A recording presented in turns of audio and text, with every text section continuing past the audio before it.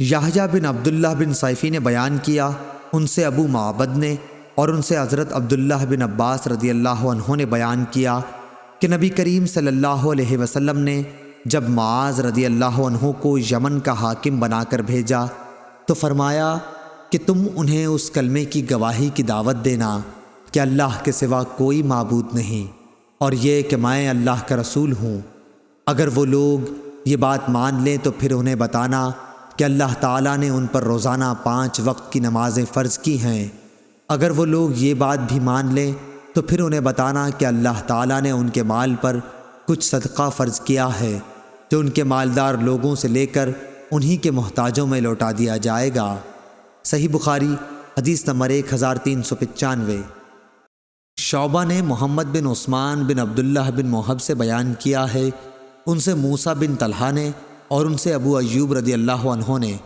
کہ ایک شخص نے نبی کریم صلی اللہ علیہ وسلم سے پوچھا کہ آپ مجھے کوئی ایسا عمل بتائیے جو مجھے جنت میں لے جائے۔ اس پر لوگوں نے کہا کہ آخر یہ کیا چاہتا ہے؟ لیکن نبی کریم صلی اللہ علیہ وسلم نے فرمایا کہ یہ تو بہت اہم ضرورت ہے، سنو، اللہ کی عبادت کرو اور اس کا کوئی شریک نہ ٹھہراؤ، نماز قائم کرو، زکوٰۃ دو اور صلہ رحمی کرو۔ صحیح بخاری حدیث نمبر 1396۔ وہیب بن خالد نے بیان کیا، ان سے یحییٰ بن سعید بن حبان نے، ان سے ابو زرع نے اور ان سے ابو ہریرہ رضی اللہ عنہ نے کہ ایک دیہاتی نبی کریم صلی اللہ علیہ وسلم کی خدمت میں آیا اور عرض کی کہ آپ مجھے کوئی ایسا کام بتلائیے جس پر اگر میں ہمیشگی کروں تو جنت میں داخل ہو جاؤں۔ آپ نے فرمایا کہ اللہ کی عبادت کر، اس کا کسی کو شریک نہ ٹھہرا، فرض نماز قائم کر، فرض زکوٰۃ دے اور رمضان کے روزے رکھ۔ دیہاتی نے کہا، اس ذات کی قسم جس کے ہاتھ میں میری جان ہے، ان عملوں پر میں کوئی زیادتی نہیں کروں گا۔ جب وہ پیٹھ موڑ کر جانے لگا تو نبی کریم صلی اللہ علیہ وسلم نے فرمایا کہ اگر کوئی ایسے شخص کو دیکھنا چاہے جو جنت والوں میں سے ہو تو وہ اس شخص کو دیکھ لے۔ صحیح بخاری حدیث نمبر 1397۔ ابو جمرہ نصر بن عمران ضبقی نے بیان کیا کہ میں نے ابن عباس رضی اللہ عنہ سے سنا، آپ نے بتلایا کہ قبیلہ عبد القیس کا وفد نبی کریم صلی اللہ علیہ وسلم کی خدمت میں حاضر ہوا اور عرض کی کہ یا رسول اللہ، ہم ربیہ قبیلے کی ایک شاخ ہیں اور قبیلہ مضر کے کافر ہمارے اور آپ صلی اللہ علیہ وسلم کے درمیان پڑتے ہیں، اس لیے ہم آپ کی خدمت میں صرف حرمت کے مہینوں ہی میں حاضر ہو سکتے ہیں، کیونکہ ان مہینوں میں لڑائیاں بند ہو جاتی ہیں اور راستے پرامن ہو جاتے ہیں۔ آپ ہمیں کچھ ایسی باتیں بتلا دیجئے جس پر ہم خود بھی عمل کریں اور اپنے قبیلے کے لوگوں سے بھی ان پر عمل کرنے کے لیے کہیں جو ہمارے ساتھ نہیں آ سکے ہیں۔ حضرت صلی اللہ علیہ وسلم نے فرمایا کہ میں تمہیں 4 باتوں کا حکم دیتا ہوں اور 4 چیزوں سے روکتا ہوں، اللہ تعالیٰ پر ایمان لانے اور اس کی وحدانیت کی شہادت دینے کا۔ یہ کہتے ہوئے آپ نے اپنی انگلی سے ایک طرف اشارہ کیا، نماز قائم کرنا، پھر زکوٰۃ ادا کرنا اور مال غنیمت سے 5واں حصہ ادا کرنے کا حکم دیتا ہوں، اور میں تمہیں کدو کے تومبی سے اور ہنتم سبز رنگ کا چھوٹا سا مرتبان جیسا گھڑا، نقیر کھجور کی جڑ سے کھودا ہوا ایک برتن، زفت لگا ہوا برتن، زفت بصرہ میں ایک قسم کا تیل ہوتا تھا، کے استعمال سے منع کرتا ہوں۔ سلیمان اور ابو نعمان نے حماد کے واسطے سے یہی روایت اس طرح بیان کی ہے، الایمان باللہ شہادہ ان لا الہ الا اللہ، یعنی اللہ پر ایمان لانے کا مطلب لا الہ الا اللہ کی گواہی دینا۔ صحیح بخاری حدیث نمبر 1398۔ شعیب بن ابی حمزہ نے خبر دی، ان سے ظاہری نے کہا کہ ہم سے عبید اللہ بن عبداللہ بن عتبہ بن مسعود نے بیان کیا کہ ابو ہریرہ رضی اللہ عنہ نے بیان کیا کہ جب رسول اللہ صلی اللہ علیہ وسلم فوت ہو گئے اور ابو بکر رضی اللہ عنہ خلیفہ ہوئے تو عرب کے کچھ قبائل کافر ہو گئے اور کچھ نے زکوٰۃ سے انکار کر دیا،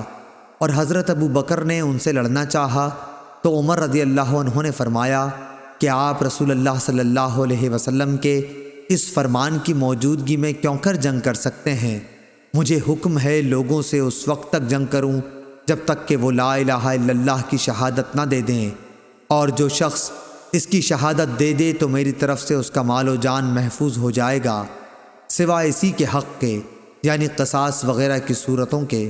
اور اس کا حساب اللہ تعالیٰ کے ذمے ہوگا۔ صحیح بخاری حدیث نمبر 1399۔ اس پر حضرت ابوبکر صدیق رضی اللہ عنہ نے جواب دیا کہ قسم اللہ کی، میں ہر اس شخص سے جنگ کروں گا جو زکوٰۃ اور نماز میں تفریق کرے گا، یعنی نماز تو پڑھے مگر زکوٰۃ کے لیے انکار کر دے، کیونکہ زکوٰۃ مال کا حق ہے۔ خدا کی قسم اگر انہوں نے زکوٰۃ میں چند مہینے کی بکری کے بچے کو دینے سے بھی انکار کیا جسے وہ رسول اللہ صلی اللہ علیہ وسلم کو دیتے تھے تو میں ان سے لڑوں گا۔ حضرت عمر رضی اللہ عنہ نے فرمایا کہ بخدا یہ بات اس کا نتیجہ تھی کہ اللہ تعالیٰ نے ابو بکر رضی اللہ عنہ کا سینہ اسلام کے لیے کھول دیا تھا، اور بعد میں بھی اس نتیجے پر پہنچا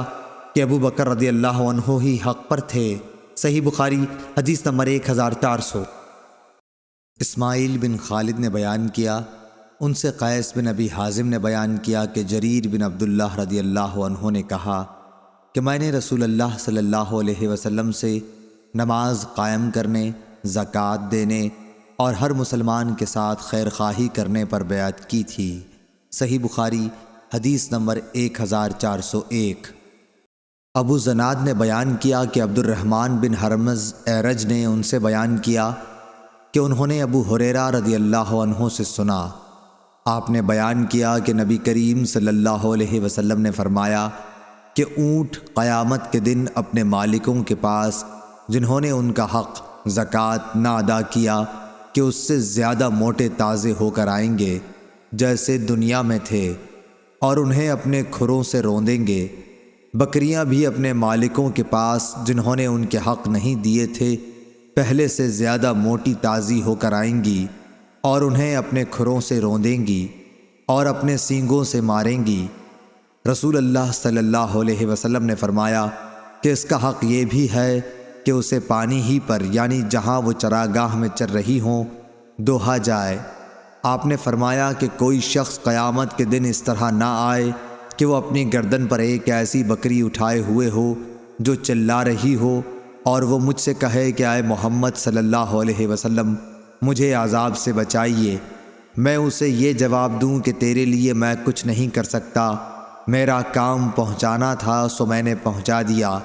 اسی طرح کوئی شخص اپنی گردن پر اونٹ لیے ہوئے قیامت کے دن نہ آئے کہ اونٹ چلا رہا ہو اور وہ خود مجھ سے فریاد کرے، اے محمد صلی اللہ علیہ وسلم مجھے بچائیے، اور میں یہ جواب دے دوں کہ تیرے لیے میں کچھ نہیں کر سکتا، میں نے تجھ کو خدا کا حکم زکوٰۃ پہنچا دیا تھا۔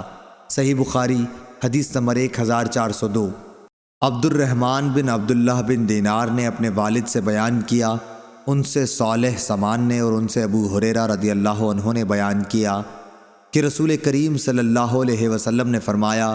کہ جسے اللہ نے مال دیا اور اس نے اس کی زکوٰۃ نہیں ادا کی تو قیامت کے دن اس کا مال نہایت زہریلے گنجے سانپ کی شکل اختیار کر لے گا، اس کی آنکھوں کے پاس 2 سیاہ نقطے ہوں گے جیسے سانپ کے ہوتے ہیں، پھر وہ سانپ اس کے دونوں جبڑوں سے اسے پکڑ لے گا اور کہے گا کہ میں تیرا مال اور خزانہ ہوں۔ اس کے بعد آپ نے یہ آیت پڑھی، اور وہ لوگ یہ گمان نہ کریں کہ اللہ تعالیٰ نے انہیں جو کچھ اپنے فضل سے دیا ہے وہ اس پر بخل سے کام لیتے ہیں کہ ان کا مال ان کے لیے بہتر ہے، بلکہ وہ برا ہے جس مال کے معاملے میں انہوں نے بخل کیا، قیامت کے دن اس کا طوق بنا کر ان کی گردن میں ڈالا جائے گا۔ صحیح بخاری حدیث نمبر 1403۔ یونس نے بیان کیا، ان سے ابن شہاب نے، ان سے خالد بن اسلام نے، انہوں نے بیان کیا کہ ہم عبداللہ بن عمر رضی اللہ عنہ کے ساتھ کہیں جا رہے تھے، ایک اعرابی نے آپ سے پوچھا کہ مجھے اللہ تعالیٰ کے اس فرمان کی تفسیر بتلائیے جو لوگ سونے اور چاندی کا خزانہ بنا کر رکھتے ہیں۔ حضرت ابن عمر رضی اللہ عنہ نے اس کا جواب دیا کہ اگر کسی نے سونا چاندی جمع کیا اور اس کی زکوٰۃ نہ دی تو اس کے لیے ویل، خرابی ہے۔ یہ حکم زکوٰۃ کے احکام نازل ہونے سے پہلے تھا، لیکن جب اللہ تعالیٰ نے زکوٰۃ کا حکم نازل کر دیا تو اب وہی زکوٰۃ مال دولت کو پاک کر دینے والی ہے۔ صحیح بخاری حدیث نمبر 1404۔ یحییٰ بن ابی کثیر نے خبر دی کہ عمرو بن یحییٰ بن عمارہ نے انہیں خبر دی اپنے والد یحییٰ بن عمارہ بن ابو الحسن سے، اور انہوں نے ابو سعید خدری رضی اللہ عنہ سے انہوں نے بیان کیا کہ رسول کریم صلی اللہ علیہ وسلم نے فرمایا 5 اوقیہ سے کم چاندی میں زکوٰۃ نہیں ہے، اور 5 اونٹوں سے کم میں زکوٰۃ نہیں ہے، اور 5 وسق سے کم غلے میں زکوٰۃ نہیں ہے۔ صحیح بخاری حدیث نمبر 1405۔